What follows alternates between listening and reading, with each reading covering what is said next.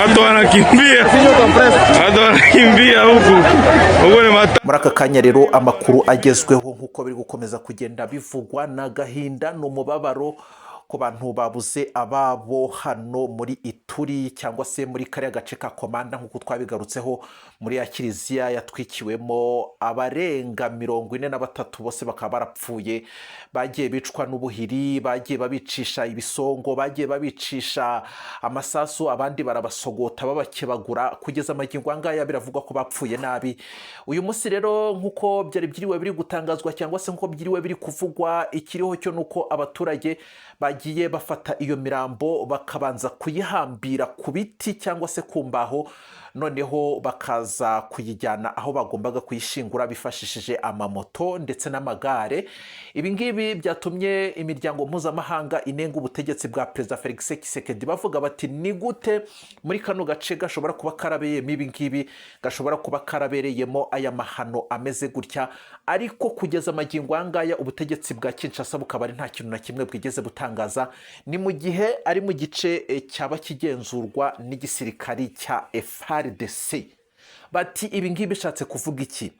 Yewe se nta nubwo Perezida Felix Tshisekedi ari gutanga wenda ambulance zishobora kuba zari gutwara iyi mirambo cyangwa se inkomere muganga we, cyangwa se iyi mirambo hari imodoka zagakwe kuba zisapotinga aba baturage ho kugira ngo batware ku mamoto n'amagare, hanyuma iyi mirambo ikagezwaho igomba kugezwa igashyingurwa. Ariko ikintu cyabayeho cyangwa se cyaje kuba kibabaza abantu benshi, cyongeye kuza navuga ngo cyongera gutuma abantu batekereza cyane, bakavuga ko hano muri Repubulika Demokarasi ya Kongo nta butegetsi buriho, nuko mu kanya kashize ubwo bari barimo gushyingura ikintu kibayeho bagiye kumva bumva amasasu. Nuko ngo ADF ikomeje kubasukaho ibisasu, ikomeza kugenda ibarasaho barimo gushyingura. Hanyuma rero abaturage nta kindi kintu bakoze, urumva bakimara kumva ayo masasu birutse. Imirambo bari basize aho ngo batarayishyingura, ubwo basize aho ngaho bariruka. Ibi ngibi biri kubabaza abantu benshi. Aba bantu, izi nzirakarengane zamenya amaraso, zigize uko zishwe nabi, bagize uko bicishijwe ubuhiri, bagize uko bicishije imihoro ndetse n'ibisongo, kuko bamwe ngo bagiye babicisha n'ibiti. Kugeza ubu ngubu bari bagiye gushyingura, urumva ubwo ni ugucukura nk'icyobo kimwe bagahirikiramo hariya. Kugeza ubu ngubu ntibanabaretse wenda ngo bapfe guhirikiramo aho ngaho gutyo, ahubwo barangije n'ubundi barongera bararasa, babuza amahoro abo ngabo bari bagiye gushyingura. Mwabantu mwe, ibintu biri kubera hano muri Repubulika na Demokarasi ya Kongo birababaje. Ibintu biri kubera hano muri Repubulika na Demokarasi ya Kongo muri Ituri, muri Beni Bunia birababaje. Ni nyuma yuko niba ubyibuka neza ku itariki ya 20 mu gace ka Dentro n'ubundi Kodeko yigeze kuba itera yica abagera kuri 14, abandi barahunga, abagore n'abana ndetse n'abagabo baje kuba batabarwa na MONUSCO irabatabara, hanyuma bajya ku cyicaro cyabo gikuru, niho babarindiye. Umutekano umaze kugaruka cyangwa se Kodeko imaze kugenda, baje kongera gusubira mu byabo. Ikintu kiriho wenda na hano muri Bunia, Kodeko yaje kuba igira gukifatanyije na ADF, nyine babiraramo nk'uko babirayemo mu ijoro. Ni mu rukerera rwo ku itariki ya 27 z'ukwezi kwa karindwi umwaka wa 2025. Ikiriho nuko kugeza ubu ngubu n'ubundi MONUSCO ariyo yatabaye. MONUSCO wenda abantu bari kuvuga bati cyakoze yari yagerageje, ariko noneho iyiza no kugira gutya wenda igakomeza ikaba iruhande rw'aba bantu bagashyingura iyi mirambo neza. Nk'uko wagiye ubibona aho ngaho, ni imirambo ihambiriye ku mamoto n'amagare, bagiye bahambiranya, utagira ngo hari ibindi birimo. Hanyuma bagiye kubashyingura, bagezeyo ibibabayeho n'ibyo ngibyo. ADF igize gutya irabatesha. Ibi ni ibiki biri kubera hano muri Repubulika ya Demokarasi ya Kongo? Mwabantu mwe abasenga hano mu karere k'ibiyaga bigari, musenge kuko ibintu birakomeye cyane.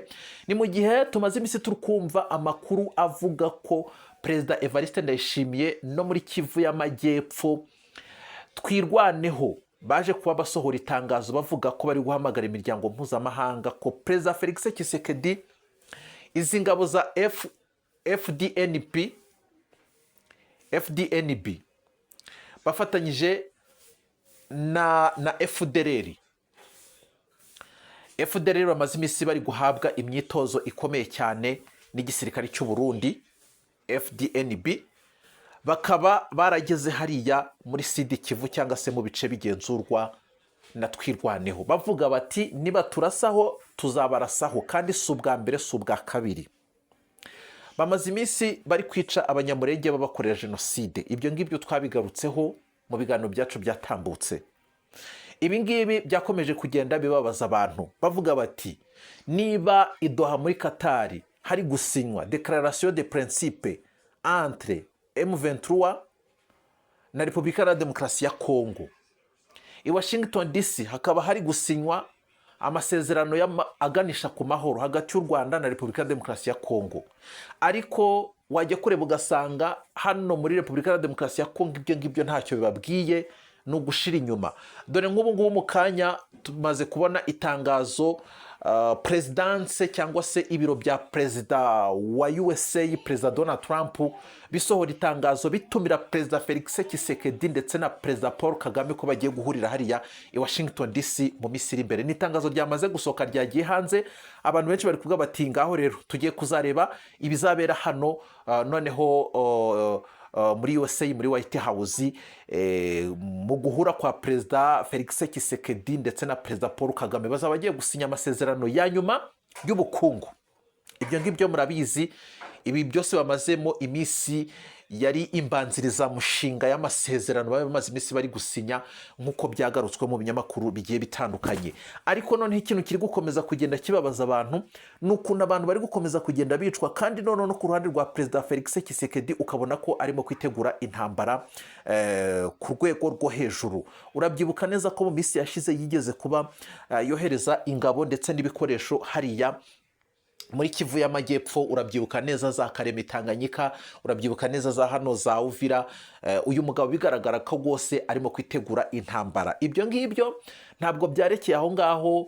Ubutegetsi bwa Kinshasa bwakomeje kugenda bukora ikintu navuga ngo ni ikosa, bukagira gutya bugatera M23 mu bice bagenzura. Urabyibuka neza hano za Masisi, muri teritwari ya Masisi, ku itariki ya 23 z'ukwezi kwa karindwi umwaka wa 2025, ihuriro rya koalisiyo, ni koalisiyo ya FARDC, baje kugira gutya batera ibirindiro bya M23. M23 ikintu yakoze, yarabarwanyije ibasubiza inyuma, irangije irongera yigarurira uduce tubiri. Nibo byibuka neza agace karimo Gatobotobo ndetse na Ropa, nk'uko twabigarutseho mu biganiro byacu byatambutse. Icyo gihe hari muri groupement ya Nyamaboko ya mbere ndetse muri secteur Katoyi. Hanyuma byarakomeje, ku munsi ukurikiyeho baje kuba bigarurira agace kitwa Murema, bararwana nako baza kukigarurira, bakaka aba barwanyi b'ihuriro rya FARDC. Ibyo ntago byarekeye aho ngaho, byarakomeje. Ngira ngo ejo bundi ku itariki ya 26 z'ukwezi kwa karindwi umwaka wa 2025 baje kuba bigarurira aka gace kitwa Showa. Ibyo ngibyo urabyibuka ni muri Boaba, nk'uko twabigarutseho tubiganiraho tubirebera hamwe, tuvuga tuti nubwo bwose ubutegetsi bwa Kinshasa buri kugira gutya bugashaka gutera, ariko ntabwo bashobora kuzatsinda iyi ntambara. Ni nyuma y'inyandiko y'amahame y'amasezerano yasinywe i Doha muri Katari ku itariki ya 19 z'ukwezi kwa karindwi. Ni nyuma y'amasezerano aganisha ku mahoro arambye hano mu karere k'ibiyaga bigari cyangwa se hagati y'u Rwanda na Repubulika ya Demokarasi ya Kongo, yasinywe ku itariki ya 27 z'ukwezi kwa gatandatu. Ibyo ngibyo urabyibuka, ndetse n'ibindi byose byagiye bibaho, byagiye bigaruka, ariko ku mutekano hano mu karere k'ibiyaga bigari. Ibi byose rero tukavuga ngo byabaye impfabusa. Kugeza amagingo angaya nari nakubwiye ibya Operation Shuja yo kuwa 20 z'ukwezi kwa gatandatu uyu mwaka wa 2025, yasinywe hagati ya UPDF ndetse na FARDC, yo kugarura amahoro muri Ituri ndetse no muri Kivu y'Amajyaruguru, muri ibyo bice birimo bya Bunia, ibyo bice bya Kasindi, muri ibyo bice bindi byose biri aho ngaho za Rubera aho ngaho hafi aho ngaho. Kugeza amagingo angaya banumvikanye ko bagomba kurasa kuri Wazalendo, bakarasa kuri ADF, bakarasa no kuri Kodeko. Bavuga ko Kodeko ngo bagomba kuyirandura burundu, badashaka ko ikomeza kuba hano ku butaka bwa Kongo. Ariko kugeza amagingo angaya ibitero birakomeza kugenda byisukiranya umunsi ku munsi. kugeza amagingo aya ngaya abaturage ba Ituri navuga ngo bari mu kaga gakomeye cyane, bari kwicwa umusubirizo. Yewe Repubulika Iharanira Demokarasi ya Kongo nta kiri kubikoraho. Repubulika Iharanira Demokarasi ya Kongo irarebera gusa. Repubulika ya Demokarasi ya Kongo ibyo ngibyo ni ukuvuga ngo yaba ari ayo masezerano, yaba ari iki, yaba ari ibyabayeho byose mbese uzi ntacyo bivuze. Hanyuma rero M23 ikavuga iti twebwe ahubwo yewe batugiriye gutya, ahubwo bakaduha uburenganzira none tukabohora n'abo baturage ba Ituri cyangwa se za Uvira. Ariko urumva haracyari igihe kinini, ntabwo M23 yazajya gukuramo Uvira nirangiza ngo igaruke kuremo muri bino bice ngo bya Ituri ndetse na Kivu y'Amajyaruguru muri rusange. Urumva hose za Benibuniya hose na za Rubera aho hose ntabwo M23 ntabwo yabivamo. Ahubwo ikintu cyabaho nuko nk'uko babisinye ku itariki ya 20 z'ukwezi kwa gatandatu, ADF yagakwiye kuba na Kodeko yagakwiye kuba irandurwa na UPDF bafatanyije na FARDC, ariko ntibiri gukorwa. Ariko ikintu kiriho mu minsi ishize, Muhozi Kainerugaba n'umugambi mukuru w'ingabo za UPDF aherutse gutangaza avuga ngo umuntu wese uri kwica icyitwa umututsi n'uwo mu bwoko bw'abahema mu minsi iri imbere ngo agiye kuzabyishyura. Ariko se kubyishyura abantu bari gukomeza gupfa gutya, noneho bajya no gushyingurwa bakabarasa, urumva nyine nta mutego. Ni ukuvuga ngo niba twabishe none turaza kubabuza no kubashyingura. Nyumvira noneho nawe koko. Ni ukuvuga ngo umutekano navuga ngo ni zero, reka tuvuge gutyo, ni zero. Ni ukuvuga ngo isaha n'isaha wapfa. Ibi ni ibiki? Ibi ni ibiki abantu bareberera, abantu bareba bavuga ibi ni ibiki? CPR yakoze ibishoboka byose, wenda irinda muri utwo duce tumwe na tumwe aho ngaho muri Ituri, muri bano mu bwoko bw'abahema. Urabyuka ko Thomas Rubanga ajya gushinga umutwe, nta kindi cyari kimuraje inshinga ngo ni ukugira ngo uwo mutwe urinda bo mu bwoko bw'abahema batazakomeza kwicwa, kuko hari hamaze kubarurwa abageze ku 200 birenga bishwe, abana, abasaza, abakecuru n'abasore bazira ubusa nk'abapfuye ku itariki ya 27 z'ukwezi kwa karindwi. Kugeza amagingo angaya birimo birababaza abantu. Nyaboneka hano mu karere k'ibiyaga bigari ibi bintu niba bizarangira gute ntawe ubizi. Ubutegetsi bwa Kinshasa twavuga ngo nubwo bwose baba bari kuvuga ngo iki, ariko iki gihugu iyo ugiye kureba usanga nta bushobozi gifite bwo kurinda abaturage babo. Ngira ngo uyu mugabo yitwa Dr. Rani Jackson, ni intumwa ya Perezida Donald Trump wigeze kuza hano mu karere k'ibiyaga bigari akakirwa na nyakubahwa Perezida wa Repubulika Paul Kagame kuva ku itariki ya 23 kugeza kuva ku itariki ya 21 z'ukwezi kwa gatatu kugeza ku itariki ya 23 z'ukwezi kwa gatatu umwaka wa 2025. Icyo gihe yageze hano mu karere k'ibiyaga bigari yakirwa na nyakubahwa Perezida wa Repubulika Paul Kagame, murabyibuka twabigarutseho.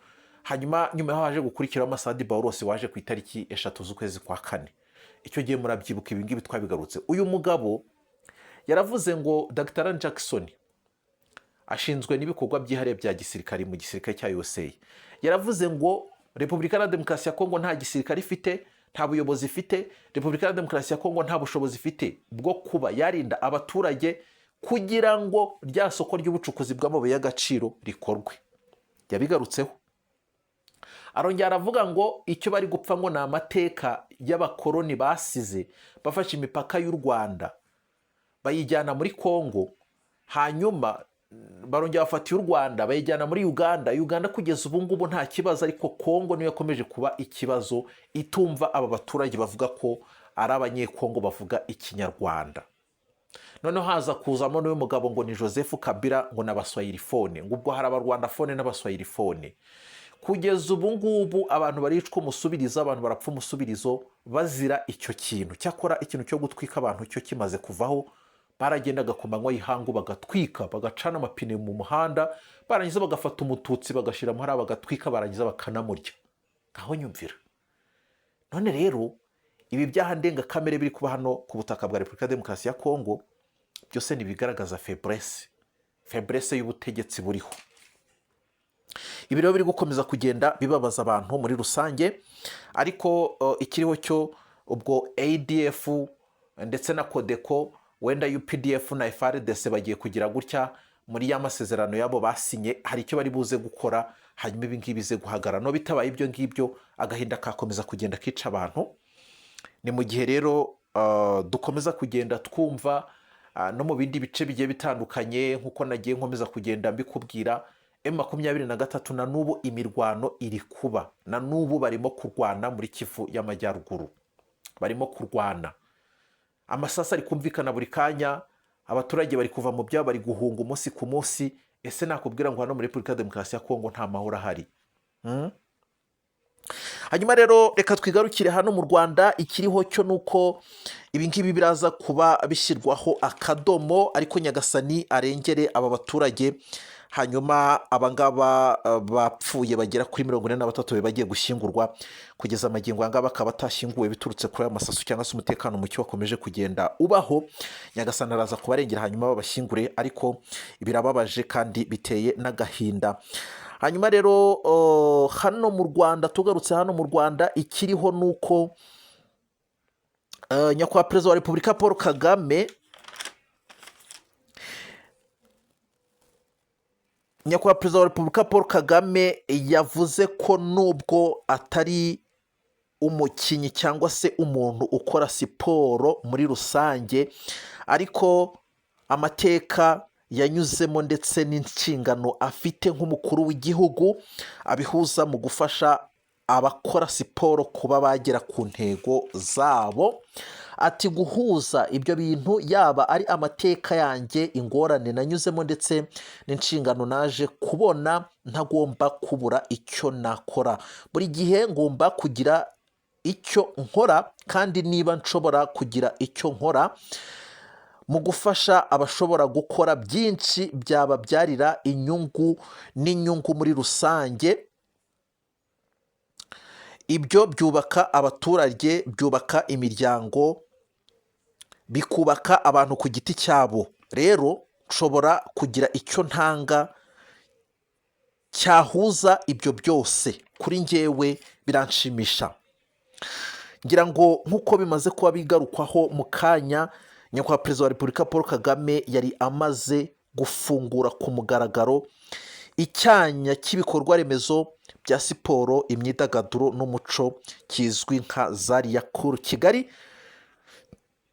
Ni umushinga wubatswe na Masai Ujiri washinze umuryango wa Giants of Africa, wanamamaye cyangwa se wanabaye igihe kinini muri shampiyona ya basketball muri Amerika, NBA, aho yanabaye perezida wa Toronto Raptors. Masai Ujiri yavuze ko siporo ihuza abantu, ariko byose bisaba kugira umuyobozi ureba kure, cyangwa se ubuyobozi bureba kure nk'ubw'u Rwanda.